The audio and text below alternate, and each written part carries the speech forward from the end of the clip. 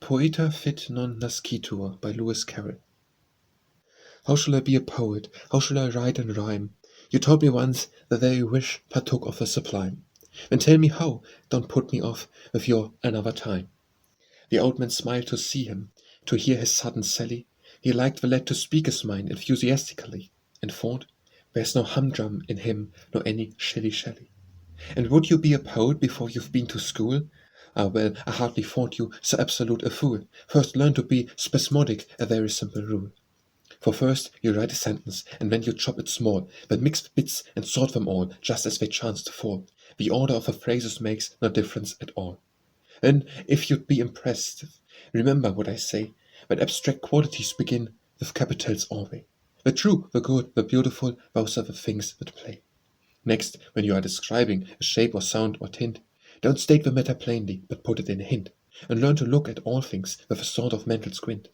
For instance, if I wished, sir, of mutton pies to tell, should I say, dreams of fleecy flocks penned in a wheaten cell? Why yes, the old man said, that phrase would answer very well. Then fourthly, there are epithets that suiteth any word, as well as Harvey's reading sauce, the fish or flesh or bird. Of these, wild, lonely, very strange, are much to be preferred. And will it do, or will it do, to take them in a lump, as the wild man went his very way to a strange and lonely pump? Nay, nay, you must not hastily to such conclusions jump. Such epithets, like pepper, give zest to what you write, and if you strew them sparely, they whet the appetite. And if you lay them on too thick, you spoil the matter quite. Last, as to the arrangement, your reader, you should show him, must take what information he can get and look for no immature disclosure of the drift and purpose of your poem.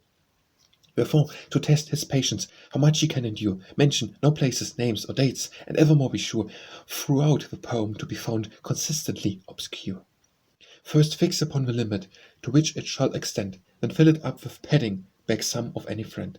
Your great sensation stanza, your place towards the end. And what is a sensation? Grandfather, tell me, pray. I think I never heard the word so used before today. Be kind enough to mention one exempli gratia. And the old man, looking sadly across the garden lawn, where here and there a dewdrop yet glittered in the dawn, said, Go to the Adelphi and see the Collean born. The word is due to Bocine cold. The theory is this, where life becomes a spasm and history a whiz. If that is not sensation, I don't know what it is. Now try your hand, a fancy has lost its present glow. And when, his grandson added, we publish it, you know, green cloth, gold lettered at the back in duodecimo. Then proudly smiled that old man to see the eager lad rush madly for his pen and ink and for his blotting pad. But when he thought of publishing, his face grew stern and said,